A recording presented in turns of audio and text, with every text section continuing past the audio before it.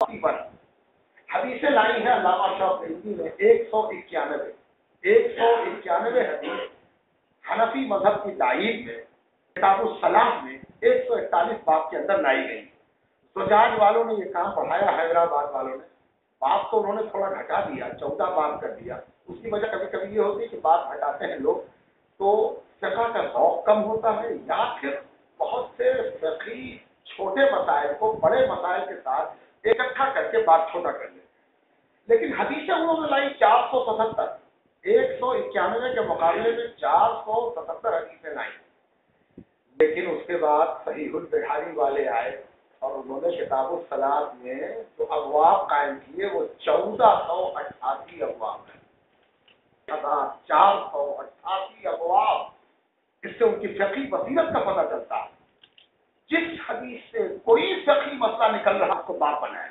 امام بخاری کے طرف امام بخاری باب بنانے سب کے امام، کیسے ابواب تقسیم ہوتے ہیں، کیسے چیپٹر بنتا ہے، امام بخاری سکھاتے جاتے ہیں اور پھر اس سفر پر آگے بڑھتا ہے.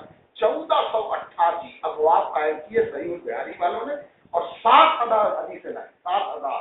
7000 حدیثیں کتاب الصلاۃ کے پہل میں صحیح البخاری کے علامہ ملک العلماء فخر الدین بہاری نے جمع کیا. یہ اتنا بڑا کام ہے کہ ابھی بہار کو احساس بھی نہیں ہے کہ اتنا بڑا کام بہار میں ہو گیا.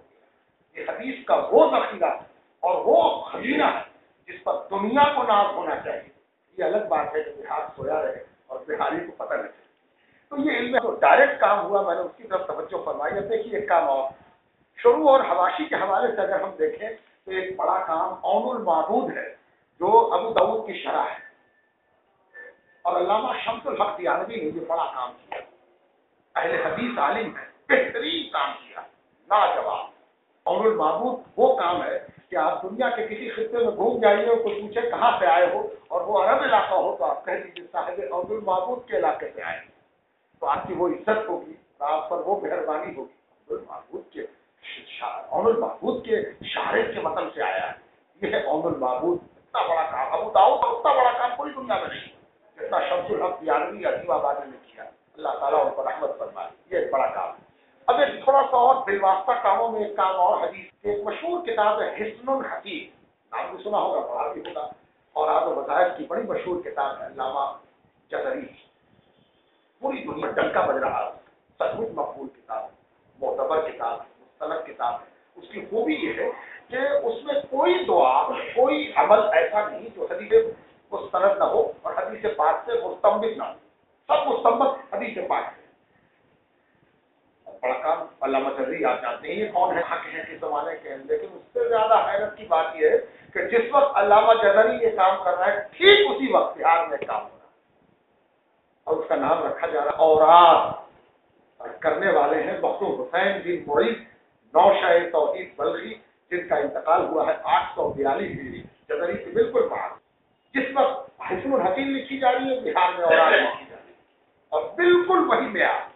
اوراد میں بھی مخدوم حسین نوشہ توحید بلخی نے ایک نماز ایک وظیفہ ایسا نہیں لایا جو کسی حدیث سے استخراج نہ کیا، حوالے کیے، سارے حوالوں کے ساتھ مزین کیا.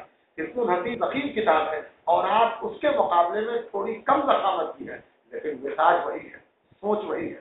ہم کہہ سکتے ہیں کہ جس طرح 9ویں صدی ہجری میں دنیا عرب سوچ رہی ہے ٹھیک اسی طرح بہار سوچ رہا ہے. یہ کم بات نہیں ہے. علم حدیث کے حوالے سے بہار کی جو ایک پہچان ہے وہ ایک بڑا رخ لے رہی ہے، ایک بڑے کر رہی ہے. یہ سب بالکل ایک بے ترتیب باتیں ہیں جو آپ کے سامنے میں نے رکھ دی. اب جلدی جلدی میں 2-3 کتابوں کے حوالے اور لے لیجیے جس دنیا میں اپنی پہچان بنا رہے ہیں. اور ایک کا نام ہے سلم العلوم اور دوسرے کا نام ہے مسلم الثبوت. اور مجھے کہنے دیجیے کہ اگر بہار میں کوئی کتاب نہیں ہوتی اور صرف یہ 2 کتاب لکھی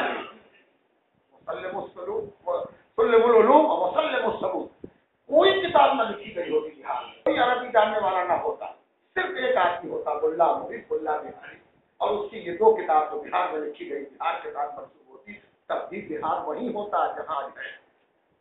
اپنی علمی پہچان کے اعتبار یہ 2 کتابیں ایسی ہیں کہ میں اکیلے جانتا ہوں اپنی معمولی محنت سے کہ 50 سے اوپر شرح 50 سے اوپر میری جانکاری اور 50 سے اوپر شرح لکھی اپنے فن پر اکیلی کتاب ایسا جو متین ہے، لاجواب ہے، بے نظیر ہے. किसी को नजीर पैदा न हो। हटा दें मदारिस से वो अलग बात है, उसकी जो वजूहात बता दें, जमाना बदल गया या जो कहते हैं, लेकिन मजाल नहीं है कि कोई सुल्लमुल उलूम का जवाब ले आए, कोई बहरुल उलूम हुआ करे। बहरुल उलूम तो इसलिए हुआ तो उसने सुल्लमुल उलूम की शरह लिखी, इसलिए वो बहरुल उलूम हो गया। यह है बिहार का वो मर्दार, यह है बिहार की पहचान अरबी ज़ुबान व अदब के हवाले से। अल्लाह बरीक रहमत करे मुल्ला मुहिबुल्लाह बिहारी को, अल्लाह उन पर रहमत नाज़िल फरमाए। इन दो किताबों से बिहार की वो पहचान बना दी कि बिहार अरबी ज़ुबान के मैदान में कुतुब मीनार की तरह चकमगा रहा है, छिलमिला रहा है। जब तक ये किताबें जिंदा रहेंगी और इंसाफ का हवाला मौजूद रहेगा, तब तक बिहार वैसे ही चमकता रहेगा। मैंने कोशिश की थी कि बिहार में तारीफ हुई अरबी किताबों की एक फहरिस्त की आपको सुनाऊं, लेकिन उसका वक्त नहीं, बहुत तवील है और उसमें बहुत से फनून की किताबें और बहुत सी चीज़ें सामने आएंगी। और मैं चाहता हूं कि आपको कुछ हवाले और कुछ सुनाऊं आपको थोड़ा सा, कि बिला वास्ता तो आपने देखा, आप जरा बिलवास्ता की तरफ भी झांकें। जब बिलवास्ता की तरफ हम झांकते हैं तो मखदूम शरफुद्दीन अहमद यहिया मनेरी का नाम सबसे अहम, लेकिन आप कहेंगे उनकी तो सिर्फ फारसी चीज़ें, अरबी चीज़ें तो है नहीं। लेकिन आपको मालूम होना चाहिए कि वो इतना बड़ा आदमी है जो अरबी से फारसी में लगातार बड़ी आसानी के साथ, बड़ी सहल पदार्थ चीज़ों को मुंतकिल कर रहा है। वो पढ़ता अरबी में है, उगलता है फारसी, निकलता अरबी है, उगलता फारसी है। मखदूम जहां शरफुद्दीन यहिया मनेरी इत्मीनान से अपने मकातीब में बुखारी और मुस्लिम के हवाले देते हैं। कब? अभी आप जब तलबा हज़रात अभी तहकीक के मैदान में उतरे इंशाअल्लाह 1-2 साल के अंदर, तो आपको महसूस होगा कि इल्म हदीस पर जिन लोगों ने काम किया, या तो उम्र की वजह से उनके पावर में कुछ कमी आ गई थी आपके, या फिर बिहार की तरफ देखना ही नहीं चाहते थे। यही वजह है कि उन्होंने इल्म हदीस के इर्तिका को शेख अब्दुल हक मुहद्दिस देहलवी से जोड़ा और कहा कि शेख अब्दुल हक पहला नाम है जिसने इल्म हदीस पर काम किया। उनको मालूम नहीं है कि शेख अब्दुल हक तो पहले तो बिहार में मौलाना शहबाज भागलपुर का इल्म हदीस का दर्स दे रहे हैं, और उनसे 200 बरस पहले मखदूम शरफुद्दीन यहिया मनेरी मौजूद है, जो मादन मानी में हदीस पर बाज़ाब्ता बात कायम कर रहे हैं और बता रहे हैं कि अहाद क्या है, तवातुर क्या है, हसन क्या है, ज़ईफ क्या है, मुरसल क्या है, मजाज क्या है, तफसील हदीस की तमाम अक़साम गिना रहे हैं, उसकी तारीखें बता रहे हैं और मकातीब में बुखारी और मुस्लिम के हवाले इस तेजी के साथ दे रहे हैं जैसे कि बुखारी और मुस्लिम शब रोज उनके सामने खुली। कैसे कहा जा सकता है कि इल्म हदीस शेख अब्दुल हक लेके आए, उसके पहले इल्म हदीस का नाम और निशान नहीं। ये जिन लोगों ने भी कहा उनका मुताला किस कदर महदूद और उनका इल्म किस कदर तासुब से पुर है, इसका अंदाजा लगाया जा सकता है। मखदूम जहां ने ये काम तो वो किया जो मैंने आपके सामने अर्ज किया। दूसरा किया कि एक किताब, मखदूम जहां कई किताबों को दर्ज देते थे अपनी खानकाह, जो किताबें भी आप दर्ज देते थे उस 90% अरबी में, 90% अबू शकूर सालमी की तमहीदात, अबू नजीब सोहरावर्दी की आदाबुल मुरीदीन, ये सब अरबी किताबें थे, पढ़ते हैं अपने खानकाह में दर्ज देते हैं। हाँ, कोई आप जैसा कामयाब शागिर्द रहा तो वो करता ये है कि इमला करता जाता है, तो मतलब बयान करना उसको लिखता जाता है। अगर उन किताबों के कलमी नुस्खे नहीं मिल पाते हैं तो ये हमारी नाकदरी का सबूत है। उनकी इल्म दानी और उनकी इल्म दुखी पर कोई सवालिया निशान नहीं। हाँ, एक शागिर्द ऐसा हुआ जिसने आदाबुल मुरीदीन की शरह को लिखना शुरू किया। हज़रत बयान फरमा रहे हो, लिखने वाले ने इतना बड़ा काम किया कि आदाबुल मुरीदीन अरबी ज़बान में अबू नजीब सोहरावर्दी की मशहूर तरीन किताब है तसव्वुफ़ के मौजू पर। और याद रहे कि तसव्वुफ़ के मौजू पर होने से ही कुछ लोग हड़कने लगते हैं। ये मालूम होना चाहिए कि वो उस जमाने की दुनिया की सबसे बड़ी यूनिवर्सिटी निज़ामिया के वाइस चांसलर अबू नजीब सोहरावर्दी, तो निज़ामिया का वाइस चांसलर जो किताब लिख रहा है उसकी क्या अहमियत होगी, उसका क्या मामला होगा, ये अंदाजा आप लगा सकते हैं। और मखदूम जहां उसकी शरह कर रहे हैं तो शरह में ये अंदाज अपनाया कि पहले अरबी मतन पढ़ा, फिर उसका फारसी तर्जुमा किया, उसके बाद शरह, तो बैक वक्त अरबी भी महफूज हो गई। और जब कभी उस्ताद से अरबी मतन को सुन लिया जाए तो वो खुद एक पढ़ना होता है ना। हम पढ़े वो अलग बात, पढ़े वो बिल्कुल अलग बात, अरबी के साथ ये खास बात। تو گویا آپ نے آداب المریدین کے متن کی ایک بہت مصدقہ کاپی تیار کی. اب جو متن ہے وہ مخدوم شرف الدین یحییٰ منیری کا درست کیا ہوا. سب سے اہم بات یہ ہے، اس کے بعد اس کا ترجمہ ہے، اس کے بعد اس کی شرح ہے. مخدوم شرف الدین یحییٰ منیری کی سب سے عمدہ کتاب ہے شرح آداب المریدین.